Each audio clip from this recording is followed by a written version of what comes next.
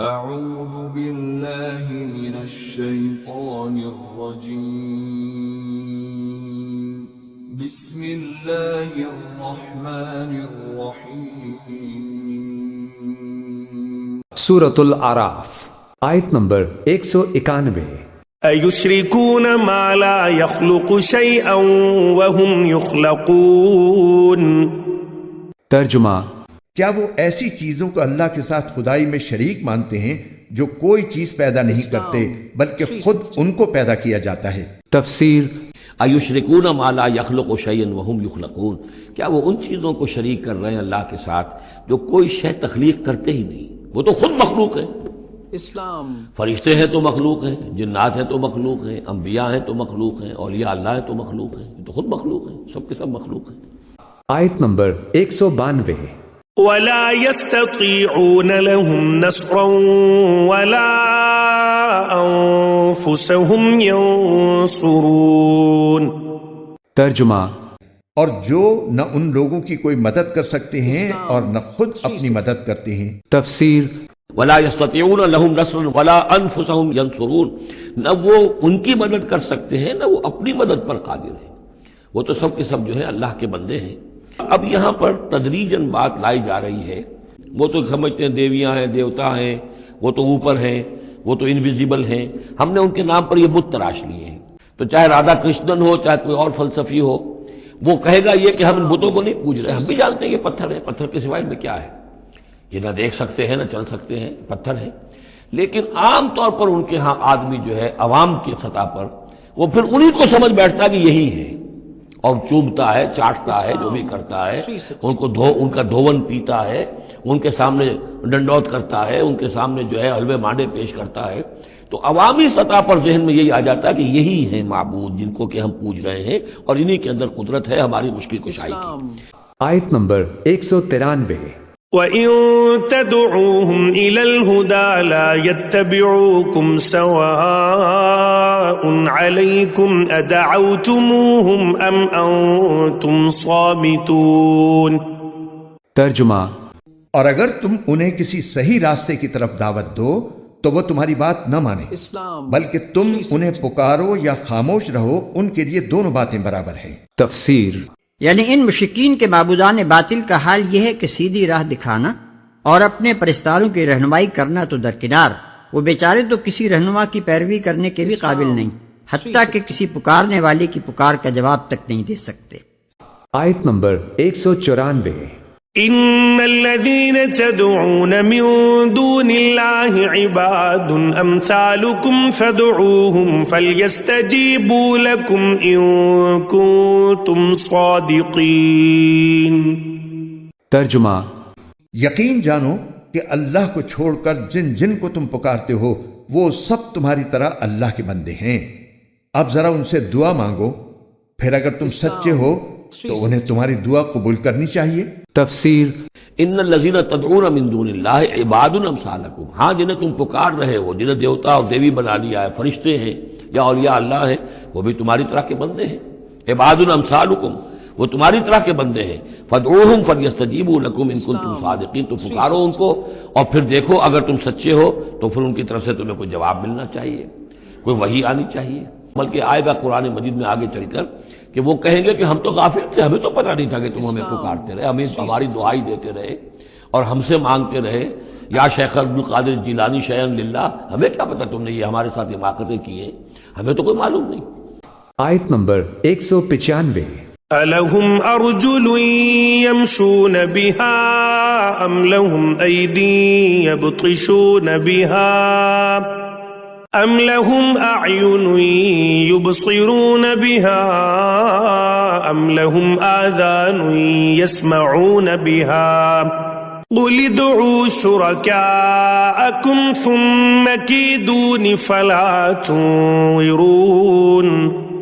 ترجمہ، بھلا کیا ان کے پاس پاؤں ہیں جن سے وہ چلیں، یا ان کے پاس ہاتھ ہیں جن سے وہ پکڑیں، یا ان کے پاس آنکھیں ہیں جن سے وہ دیکھیں، یا ان کے پاس کان ہیں جن سے وہ سنیں؟ ان سے کہہ دو کہ تم ان سب دیوتاؤں کو بلا لاؤ جنہیں تم نے اللہ کا شریک بنا رکھا ہے، پھر میرے خلاف کوئی سازش کرو اور مجھے ذرا بھی مہلت نہ دو۔ تفسیر کفار مکہ حضرت صلی اللہ علیہ وآلہ وسلم کو ڈرایا کرتے تھے کہ آپ ہمارے دیوتاؤں کے بارے میں ایسی باتیں کہتے ہیں کہ ان میں کچھ بھی طاقت نہیں ہے، اس کی وجہ سے ہمارے دیوتا آپ کو معاذ اللہ سزا دیں گے۔ یہ آیت اس کا جواب دے رہی ہے۔ آیت نمبر 196۔ ان وليي الله الذي نزل الكتاب وهو يتولى الصالحين۔ ترجمہ میرا رکھوالا تو اللہ ہے جس نے کتاب نازل کی ہے اور وہ نیک لوگوں کی رکھوالی کرتا ہے۔ تفسیر یہ جواب ہے مشرکین کی ان دھمکیوں کا جو وہ نبی صلی اللہ علیہ وسلم کو دیتے تھے۔ وہ کہتے تھے کہ اگر تم ہمارے ان معبودوں کی مخالفت کرنے سے باز نہ آئے اور ان کی طرف سے لوگوں کے عقیدے اسی طرح خراب کرتے رہے تو تم پر ان کا غضب ٹوٹ پڑے گا اور وہ تمہیں الٹ کر رکھ دیں گے۔ آیت نمبر 197۔ والذين تدعون من دونه لا يستطيعون نصركم ولا أنفسهم ينصرون۔ ترجمہ اور تم اس کو چھوڑ کر جن جن کو پکارتے ہو وہ نہ تمہاری مدد کر سکتے ہیں نہ اپنی مدد کرتے ہیں۔ تفسیر والذین تدعون من دونه لا یستطیعون نصرکم، جنہیں تم پکار رہے اس کو چھوڑ کر وہ تمہاری مدد کی استطاعت ہی نہیں رکھتے، ان کے اندر طاقت ہی نہیں ہے۔ ولا انفسهم ینصرون، نہ وہ اپنی جان بچا سکیں گے۔ آیت نمبر 198۔ وَإِن تَدْعُوهُمْ إِلَى الْهُدَى لَا يَسْمَعُوا وَتَرَاهُمْ يَنظُرُونَ إِلَيْكَ وَهُمْ لَا يُبْصِرُونَ۔ ترجمہ اور اگر تم انہیں صحیح راستے کی طرف بلاؤ تو وہ سنیں گے بھی نہیں، وہ تمہیں نظر تو اس طرح آتے ہیں جیسے تمہیں دیکھ رہے ہو، لیکن حقیقت میں انہیں کچھ سجائی نہیں دیتا۔ تفسیر وَإِن تَدْعُوهُمْ إِلَى الْهُدَى لَا يَسْمَعُوا، اگر تم انہیں ہدایت کے لیے پکارو کہ ہمیں کوئی ہدایت دے، جیسے ہم اللہ کو پکارتے ہیں اهدنا الصراط المستقیم، تو وہ تو تمہیں لا يسمعوا، وہ سنتے ہی نہیں، تم پکارتے رہو۔ وَتَرَاهُمْ يَنظُرُونَ إِلَيْكَ وَهُمْ لَا يُبْصِرُونَ، اور تم سمجھتے ہو کہ وہ تمہیں دیکھ رہے ہیں جبکہ وہ دیکھتے ہی نہیں۔ آیت نمبر 199۔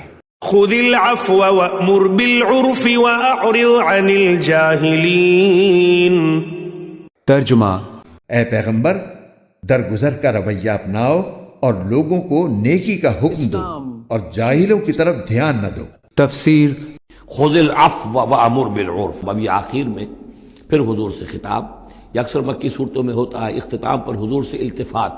خذ العفو، اے نبی عفو کو درگزر کو تھام لیجئے، یعنی آپ ان سے زیادہ بحث میں، ان سے زیادہ کسی تلخی میں، کسی اس طرح کے معاملے میں الجھیے نہیں، معاف کیجئے، چھوڑیے ان کو، دفع کیجئے۔ خذ العفو وامر بالمعروف، اور بھلی بات کا حکم دیتے رہیے، جو بھی اچھی بات ہے اس کی طرف دعوت دیتے رہیے، آپ کا کام ہے دعوت دینا۔ وَأَعْرِضْ عَنِ الْجَاهِلِينَ، اور جو آپ سے الجھنا چاہیں ان سے اعراض کیجئے۔ خام خواہ جیسے کہ آگے آئے گا سورہ فرقان میں، جب جاہل الجھنا چاہتے ہیں ان عباد الرحمن سے، وہ کہتے ہیں سلام، ہم جاہلوں کے سر نہیں لگنا چاہتے، منہ نہیں آنا چاہتے۔